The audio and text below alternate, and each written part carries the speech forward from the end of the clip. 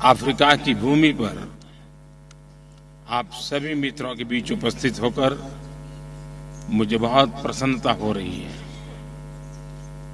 मैं राष्ट्रपति रामाफोसा का हृदय से अभिनंदन करता हूं कि उन्होंने ब्रिक्स आउटरीच समिट के अफ्रीका, एशिया, लैटिन अमेरिका के देशों के साथ विचार साझा करने का अवसर दिया है। पिछले 2 दिनों में ब्रिक्स की सभी चर्चाओं में हमने ग्लोबल साउथ के देशों की प्राथमिकताओं और चिंताओं पर बल दिया है। हमारा मानना है कि ब्रिक्स द्वारा इन मुद्दों पर विशेष महत्व दिए जाना वर्तमान समय की जरूरत है। हमने ब्रिक्स फोरम के विस्तार करने का भी निर्णय लिया है। हम सभी नए पार्टनर देशों का स्वागत करते हैं। ये ग्लोबल इंस्टीट्यूशंस और फोरम्स को रिप्रेजेंटेटिव और इंक्लूसिव बनाने की हमारी कोशिशों की तरफ एक पहल है। एक्सेलेंसीज, जब हम ग्लोबल साउथ शब्द का प्रयोग करते हैं तो ये मात्र डिप्लोमेटिक टर्म्स नहीं है। हमारे साझा इतिहास में हमने उपनिवेशवाद और रंगभेद का मिलकर विरोध किया है। अफ्रीका की भूमि पर ही महात्मा गांधी ने अहिंसा और पीसफुल रेजिस्टेंस जैसी शक्तिशाली अवधारणाओं को विकसित किया, परखा और भारत के फ्रीडम स्ट्रगल के इस्तेमाल किया। उनकी सोच और विचारों ने नेल्सन मंडेला जैसे महान नेता को प्रेरित किया। इतिहास के इस मजबूत आधार पर हम अपने आधुनिक संबंधों को एक नया स्वरूप दे रहे हैं। एक्सेलेंसी, भारत ने अफ्रीका के साथ संबंधों को उच्च प्राथमिकता दी है। उच्च स्तरीय बैठकों के साथ साथ हमने अफ्रीका में 16 नए दूतावास खोले हैं। आज भारत अफ्रीका का चौथा सबसे बड़ा ट्रेड पार्टनर है और 5वां सबसे बड़ा निवेशक देश है। सूडान, बुरुंडी और रवांडा में पावर प्रोजेक्ट्स में हो या इथियोपिया और मलावी में शुगर प्लांट्स, मोजाम्बिक, कोत दीवार और एस्वातिनी में टेक्नोलॉजी पार्क्स हो या तंजानिया और युगांडा में भारतीय विश्वविद्यालयों द्वारा बनाए गए कैंपस, भारत ने अफ्रीका के देशों की कैपेसिटी बिल्डिंग और इंफ्रास्ट्रक्चर डेवलपमेंट को हमेशा प्राथमिकता दी है। एजेंडा 2063 के अंतर्गत अफ्रीका को भविष्य का ग्लोबल पावर हाउस बनाने की यात्रा में भारत एक विश्वसनीय और करीबी साझेदार है। अफ्रीका में डिजिटल डिवाइड कम करने के लिए हमने टेली एजुकेशन और टेली मेडिसिन में 15,000 से भी अधिक स्कॉलरशिप प्रदान की है।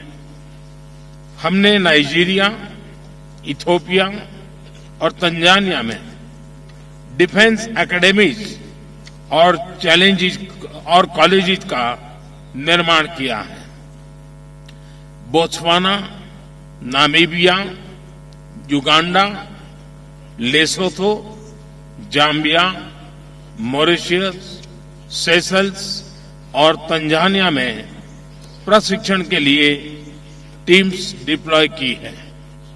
लगभग 4,400 भारतीय पीसकीपर्स, जिनमें महिलाएं भी शामिल हैं, अफ्रीका में शांति और स्थिरता बहाल करने के लिए अपना योगदान दे रहे हैं। आतंकवाद और पायरेसी के विरुद्ध लड़ाई में भी हम अफ्रीका के देशों के साथ मिलकर काम कर रहे हैं। कोविड महामारी के मुश्किल समय में हमने अनेक देशों को खाद्य पदार्थों और वैक्सीन की आपूर्ति की। अब हम अफ्रीकी देशों के साथ मिलकर कोविड और अन्य वैक्सीन की ज्वाइंट मैन्युफैक्चरिंग पर भी काम कर रहे हैं। मोजाम्बिक और मालावी में साइक्लोन हो या मेडागास्कर में फ्लड्स, भारत फर्स्ट रिस्पॉन्डर के रूप में सदैव अफ्रीका के साथ कंधे से कंधा मिलाकर खड़ा रहा है।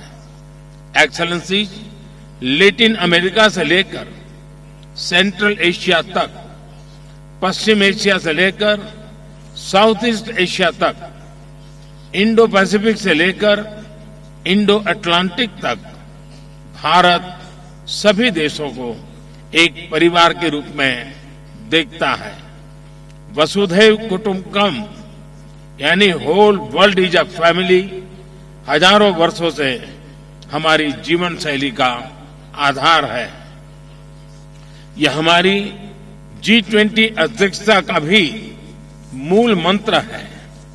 ग्लोबल साउथ की चिंताओं को मुख्य धारा में शामिल करने के लिए हमने 3 अफ्रीकी देशों तथा कई विकासशील देशों को गेस्ट कंट्री के रूप में आमंत्रित किया है।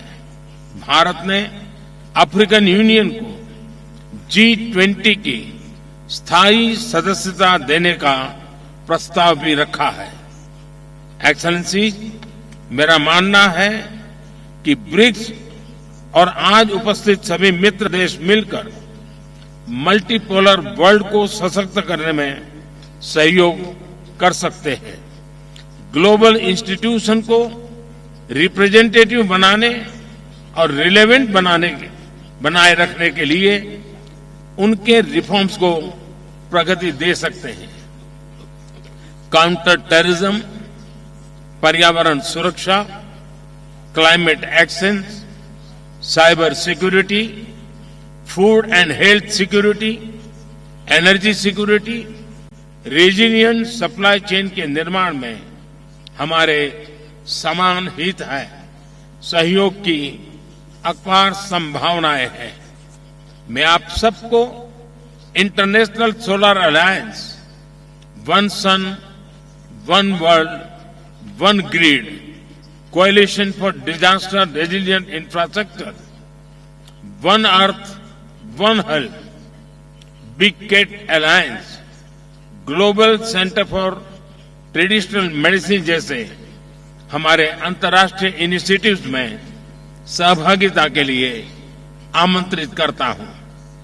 भारत के डिजिटल पब्लिक इंफ्रास्ट्रक्चर स्टैक से जुड़ने के लिए अपने अपने विकास में उसका लाभ उठाने के लिए मैं आप सबको आमंत्रित करता हूं। हमें अपना अनुभव और क्षमताएं आप सबके साथ साझा करने में खुशी होगी।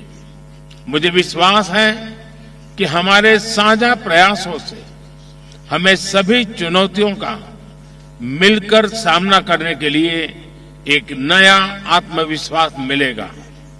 मैं एक बार फिर इस अवसर के लिए आप सबका विशेष रूप से राष्ट्रपति रामाफोसा का आभार व्यक्त करता हूं।